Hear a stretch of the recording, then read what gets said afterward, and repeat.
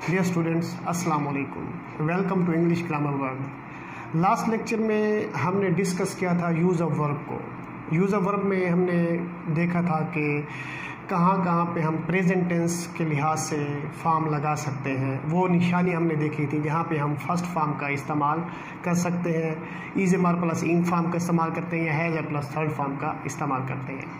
आज हम डिस्कस करेंगे कि पास्ट के लिहाज से, पास्ट और फ्यूचर के लिहाज से हम वर्ब का इस्तेमाल कैसे कर सकते हैं, यानी फॉर्म ऑफ वर्ब्स कैसे इस्तेमाल की जाती हैं। आइए उनको देखते हैं।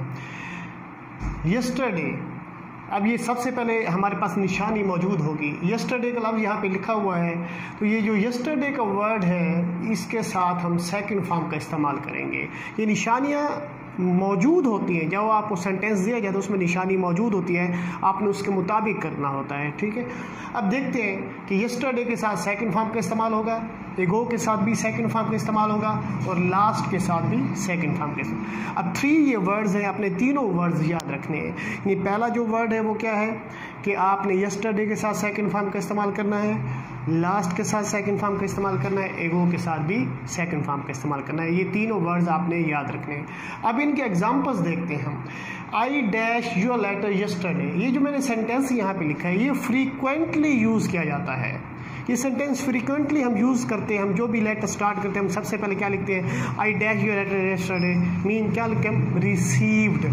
बिल्कुल ठीक आपने सोचा, हम रिसीव्ड इस्तेमाल करते हैं। I received your letter yesterday, वहाँ पे हमने यस्टरडे के लिहाज से हमने सेकंड फॉर्म लगे। हम रिसीव भी लिख सकते थे, लेकिन हमें जब यस्टरडे का वर्ड दिया गया था तो हमें उससे मालूम हो गया कि यहाँ पे सेकंड फॉर्म लगानी चाहिए, तो उसके लिहाज से हम यहाँ पे इस्तेमाल क्या करेंगे, रिसीव्ड। अब हमारे पास रिसीव भी दिया हुआ है और हैड रिसीव्ड भी दिया हुआ है, लेकिन हमने इस्तेमाल करना है सेकंड फॉर्म का।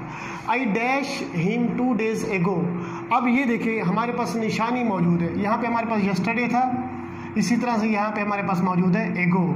अब एगो के लिहाज से हमने क्या करना है, यहाँ पे सेकंड फॉर्म का इस्तेमाल करना है। हम क्या करेंगे, मेट इस्तेमाल करेंगे। I dash him 2 days ago, I met him 2 days ago, मैं 2 दिन पहले उससे मिला। I dash them last night, अब लास्ट यहाँ पे निशानी मौजूद है। ठीक है, हमने क्या करना है, हमने देखना है कि लास्ट जो था यहाँ हमारे पास मौजूद है, ये लास्ट का लफ्ज़ हमने लास्ट के लिहाज से क्या इस्तेमाल किया, यहाँ पे क्या इस्तेमाल करना है, सा। अब ये देखें, ये तीनों एग्जांपल्स को देखें। पहले में हमारे पास निशानी मौजूद थी यस्टरडे, हमने सेकंड फॉर्म का इस्तेमाल किया। हमारे पास एगो मौजूद था, उसके लिए हमने मेट इस्तेमाल किया। यहाँ पे लास्ट मौजूद था, उसके लिए हमने सेकंड फॉर्म सा इस्तेमाल की।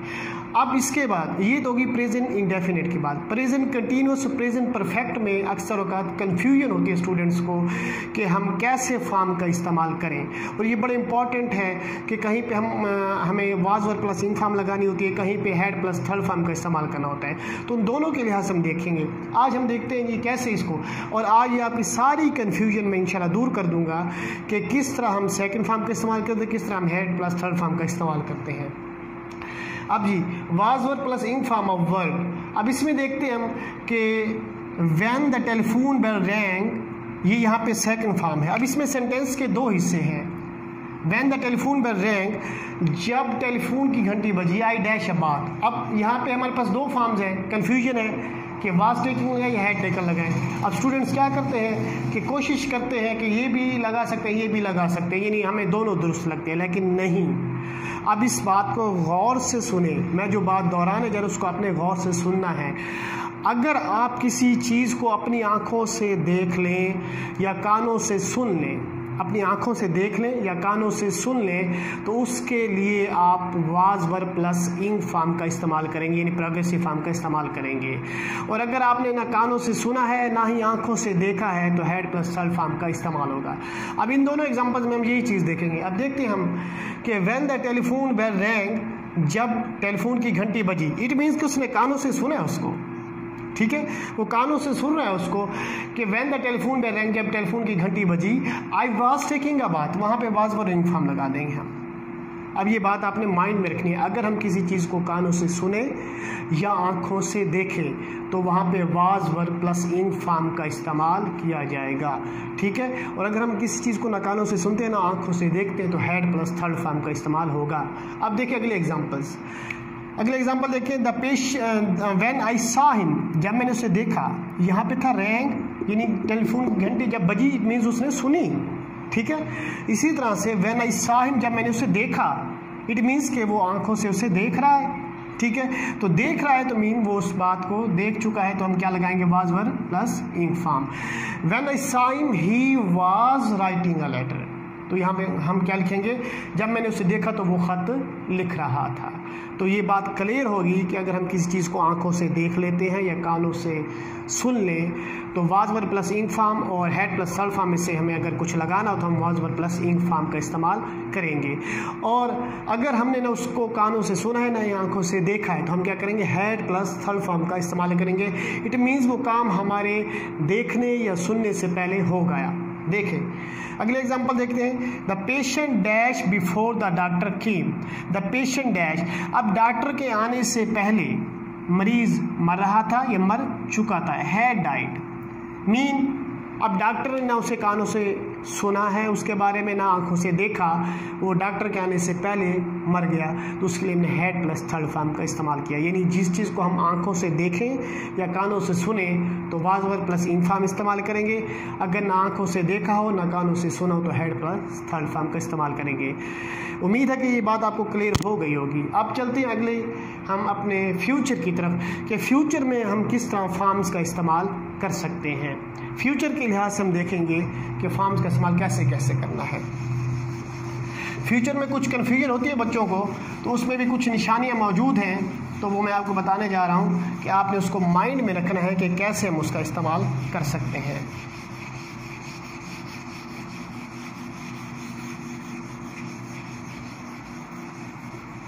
अब जी फ्यूचर में जो है हम इस्तेमाल करते हैं आमतौर पर टुमारो और नेक्स्ट का वर्ड। अब इसमें बड़ी इंपॉर्टेंट बात मैं आप लोगों को बताने जा रहा हूँ, आपने इसको माइंड में रखना है कि कैसे हम उसको करते हैं। अब टुमारो में हम इस्तेमाल करते हैं विल शैल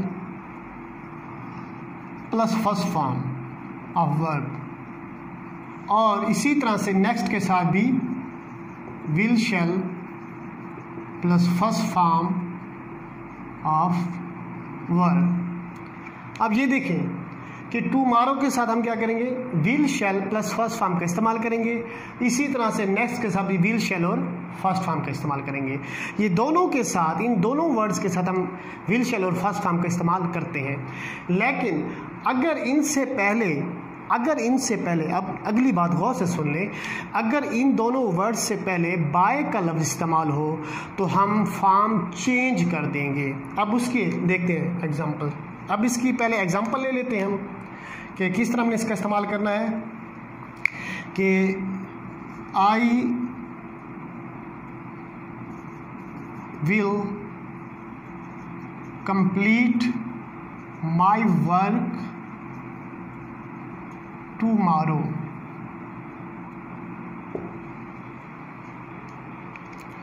हाँ जी, I will complete my work tomorrow, मैं कल अपना काम मुकम्मल करूंगा। अब इसमें विल और फर्स्ट फॉर्म मैंने लगाई है। अब हम ये देखते हैं कि वैसे हम जो है आई वी के साथ शेल लगाते हैं, लेकिन आमतौर पर आजकल जो है मतलब है कि विल ही यूज़ करते हैं, शेल का इस्तेमाल ख़त्म कर दिया गया है, ठीक है। इसलिए मैंने यहाँ पे विल इस्तेमाल, आप शेल भी इस्तेमाल कर सकते हैं, लेकिन अब टुमारो को इससे विल शैल और फर्स्ट फॉर्म मैंने इस्तेमाल किया यहाँ पे। अब जी आई शैल सी यू नेक्स्ट टाइम, अब यहाँ पे विल शैल और फर्स्ट फॉर्म, यहाँ पे विल शैल, ये नेक्स्ट की वजह से। अब टुमारो नेक्स्ट की वजह से मैंने यहाँ पे विल शैल और फर्स्ट फॉर्म का इस्तेमाल किया। अब इसी तरह से हम देख सकते हैं, अब इसमें अगर हम लगा दें बाय टुमारो और बाय नेक्स्ट, अब बाय टुमारो और बाय नेक्स्ट, अब बाय टुमारो अगर हो उससे हम क्या लगेंगे, will have, shall have plus third form of verb, और इसके साथ भी यही फॉर्म इस्तेमाल होगी। अब देखें टुमारो था तो विल शैल और फर्स्ट फॉर्म हमने लगाई, अगर नेक्स्ट था तो विल शैल और फर्स्ट फॉर्म लगाई। अब इनकी एग्जांपल हमने ली कि I will complete my work tomorrow, tomorrow की वजह से मैंने विल शैल और फर्स्ट फॉर्म लगाई। अब यहाँ पे था I dash you next time, next की वजह से मैंने शैल और फर्स्ट फॉर्म यहाँ पे लगाई है। अब ये है कि अगर टुमारो अकेला हो और नेक्स्ट अकेला हो तो हम विल शैल और फर्स्ट फॉर्म लगाएंगे। अगर टुमारो या नेक्स्ट से पहले बाय का लफ्ज़ इस्तेमाल होगा तो फॉर्म चेंज हो जाएगी, हम वहाँ पे फ्यूचर परफेक्ट टेंस यानी will have, shall have plus first form का इस्तेमाल, थर्ड फॉर्म का इस्तेमाल करेंगे। अब देखते हैं जी बाय टुमारो या बाय नेक्स्ट के साथ, I shall have completed my work by tomorrow. अब जी बाय की वजह से यहाँ बाय टुमारो जो हमने लगाया है, बाय की वजह से मैंने यहाँ पे will have, shall have plus third form का इस्तेमाल किया है ये। अब इसी तरह से अगर नेक्स्ट के साथ आ जाए, ठीक है, I shall have completed my work by next Monday. अब इस एग्जांपल में देखें, यहाँ पे विल शैल और फर्स्ट थर्ड फॉर्म का इस्तेमाल किया है। अब देखिए विल हैव, शैल हैव। अब इसमें देखें कि यहाँ पे विल शैल और फर्स्ट फॉर्म थी, सिर्फ टुमारो और नेक्स्ट था। यहाँ पे बाय टुमारो और बाय नेक्स्ट का लफ्ज़ इस्तेमाल हुआ है, तो उसकी वजह से मैंने यहाँ पे will have, shall have plus third form का इस्तेमाल किया है। तो ये एग्जांपल बनी I shall have completed my work by tomorrow, I shall have completed my work by next Monday. तो ये इनका डिफरेंस है, ये आपने याद रखना है। और एक और निशानी, एक और बात कि अगर टुमारो का वर्ड आ जाए तो अगर टुमारो का वर्ड हो, अगर कोई काम हमारा इरादतन हो, इरादतन कोई काम करना हो, तो उसके लिए हम जो है यानी प्रेजेंट कंटिन्यूअस टेंस भी इस्तेमाल कर सकते हैं। इसकी एग्जांपल लेते हैं कि I am going to Lahore tomorrow,